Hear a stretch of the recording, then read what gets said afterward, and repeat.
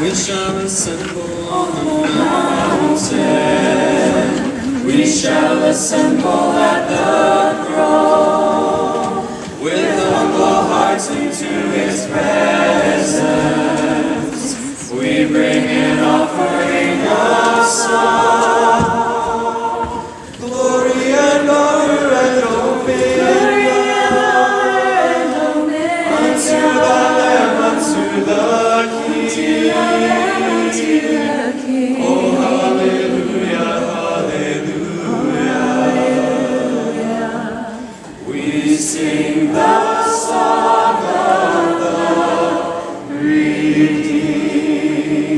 And at the end of our journey, we shall bow down on bended knee, and with the angels up in heaven, we all shall sing eternally. Glory and honor and dominion unto the Lamb, unto the King. Oh, hallelujah, hallelujah. We sing the song of the redeemed. Holy Lord, most holy Lord, you alone are worthy of my praise. O holy Lord, most holy Lord, with all of my heart I sing. Great are you, Lord, worthy of praise, holy and true. Great are you, Lord, most holy Lord. Holy Lord, most holy Lord, you alone are worthy of my praise. O holy Lord, most holy Lord, with all of my heart I sing. Oh, my heart I sing. Great are you, Lord, worthy of praise, holy and true. Great are you, Lord, most holy Lord. Holy Lord, most holy Lord, you alone are worthy of my praise. O holy Lord, most holy Lord, with all of my heart I sing. Great are you, Lord, worthy of praise, holy and true. Great are you, Lord, most holy Lord.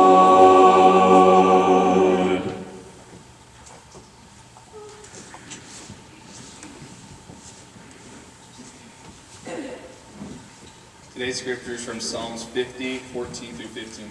Sacrifice thanks offering to God, fulfill your vows to the Most High, and call on me in the day of troubles. I will deliver you, and you will honor me. We pray. Lord, I want to thank you for a beautiful day out today, and thank you for making it at least 13 degrees warmer today. And I pray for all the athletes to get to their places safe as everybody travels this weekend. So say we pray. Amen.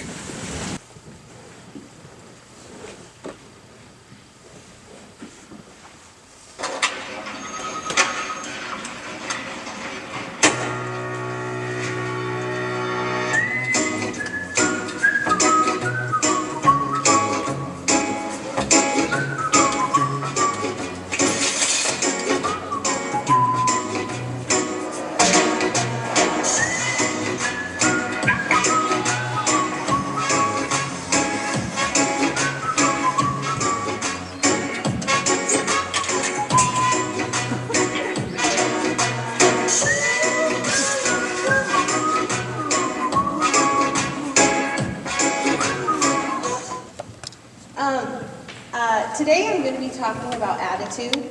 Have you ever met somebody or been around somebody that had an attitude similar to the guy, the little boy in the video? Have you ever had a bad day? Dropped your keys, lost your job, your car got towed? Attitude is a struggle for me. I'm an introvert and I'm also a pessimist, so talking to 300 plus people about attitude is a little bit scary for me. But I think sometimes York College does that to us, puts us in positions of vulnerability. When I was thinking about my topic of attitude, a student popped into mind. And if you want to go and switch the slide, I don't know if he's here today, but if you know Mr. Swag Man has a positive attitude. Is he here today? I don't know if he is. Anyway. So, shout out to Logan Caleb. He always has a smile. He always has bright swag on. He can be running the streets of York and be on mile 13 and smiling and waving at me where I would be dying. So when I thought of attitude, his face popped into my mind as far as having a positive attitude. Logan, I appreciate the light that you bring to this campus, and I think there's a lot we can learn from Logan. We are leaders. When I say we, I'm saying all of us. We are leaders, and we are people of influence. When I look out, I see Logan, I see Cassie, I see Rock, I see all of you out there. You are a person of influence, and you are a leader. We don't have an option to not influence, and we don't have an option not to lead. The choices that we have are how we do that. So today I want to talk a little bit about that. I'm going to introduce you to my world real quick. My world, you can see the three boys up there. I have Andrew, who's 8th, Charlie, who's 6th, Sam is 2nd, and Wilson made the cut, but I claim him sometimes. These kids right here, they all have big blue eyes. You can't see it in the picture, but guess who they're looking at? They're looking at me, and they're looking at you. They admire you, they look up to you, and you may care about that, and you may not. That's your choice. If you can show the other picture real quick. So our family grew. We wanted to stop with 3 kids. We thought we were outnumbered already, but we have 12 plus more. These are our adopted students. They're part of our world, part of our life, and the influence that they have on our kids is stronger than most influences. I have a quick story. This morning we were in the kitchen and one of my boys says, I need some toothpicks. And Ken was like, okay. So went up to the cupboard, got some toothpicks, and he's like, so do you need it for a project? I mean, what, because he had a whole bag of toothpicks. We're like, are toothpicks a weapon? I don't know if he can take them to school. So we're processing through all of this, and come to find out, he said, you know, we were at the basketball game the other night and Lance had a toothpick in his mouth and I thought it was really cool. So they look up to you. I do not remember Lance having a toothpick in his mouth all night, but my kids do, and Sam's in the van headed to school and I look back at him and he's just got a toothpick hanging out of his mouth. So that's just an example of how they look at you. Last fall, my kids came to chapel with me, and I usually sit up at the very top. And they love coming to York College events. So after chapel, we're in the van, and I hear one of my students say, Mom, and the longer drawn out the mom is, the more I know that they're thinking. And they had a couple questions they were processing through, and I was like, wow, I hope I was paying attention during chapel, because I think they're going to talk about it. So the question was, do you think it's disrespectful to wear headphones when somebody's talking? And I said, well, that's a kind of a loaded question. And they said, do the students at York College have the option? And I said, well, and usually when my kids are processing through something, I try to turn it back to them. And so I said, what do you think about that? What thoughts go through your mind? And then the second question was, Mom, I was like, what? And they said, if a student talked in chapel that had headphones on, how would they feel if everybody in chapel had headphones on? Do you think they would be okay with that? And then I turned it back around to them again, and I said, well, how would you feel? What do you think?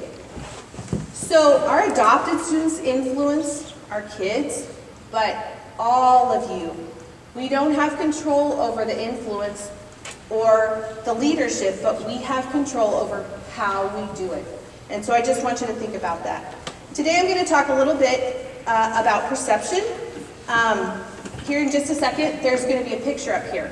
I want you to put yourself in the picture, and I want you to pretend like you're headed on vacation somewhere warm. Just for a minute, pretend, okay? So if you can go ahead and put the picture up there. Think about what's going through your mind. You're the person on the plane. You're standing there waiting.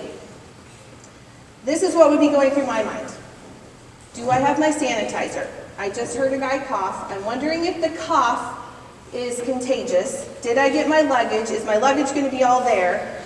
I'm a little bit claustrophobic. I hope there's a little bit space next to me in the seat. And if they do wear headphones, yes, because then I won't have to visit with the person. This is all going through my mind. On the contrary, which I didn't put a picture of him, he's here. My husband's up there. His name's Ken. Ken would be thinking in his mind, cough, I have full immunity. I'm headed to the beach on vacation. I'm not going to get sick. Luggage, who needs luggage? I'll wear my underwear 5 days in a row. I'm headed to the beach. He also might be thinking, kids? What kids? Do we really have kids? No, he's not really that way. But his attitude and my attitude are completely different. He thinks very positively, is very lighthearted, whereas I at times struggle. And so I want to talk just briefly about textbook society tells us we need to have a positive attitude. What do I do with that if I'm a pessimist in this world? How do I have a positive attitude? You can go ahead and switch the slide. So I have the word attitude up there, and if you look at the word before it, if you tried to put positive in those blanks, it wouldn't fit, because positive is too short of a word. Today I want to talk about the idea of having a productive attitude. When you think about the glass, a lot of times if you've taken a psychology class or just in general, the question is, how do you see the cup? Do you see it as half full, or do you see it as half empty? Are you an optimist?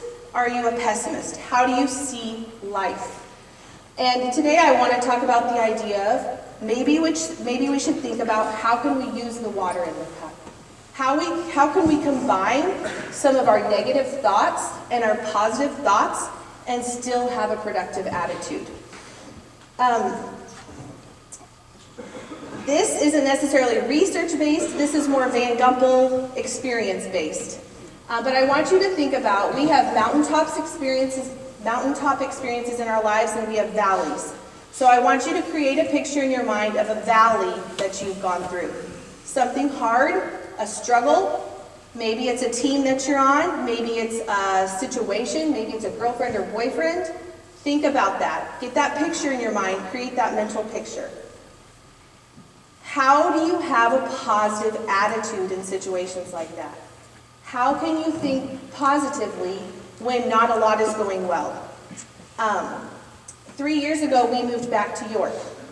I grew up here, and I loved York, but we had lived in Wichita, Kansas for 15 years, and I loved Wichita, Kansas. We basically moved back because my husband had a job opportunity, and we would be closer to family. I struggled. I loved York, but I loved visiting York. And so when we moved back, I felt I had left a job I loved, I left a house we loved, a neighborhood, a church we've been part of for 15 years. How was I going to have a positive attitude? So 3 lessons I learned, and you can see them on the screen.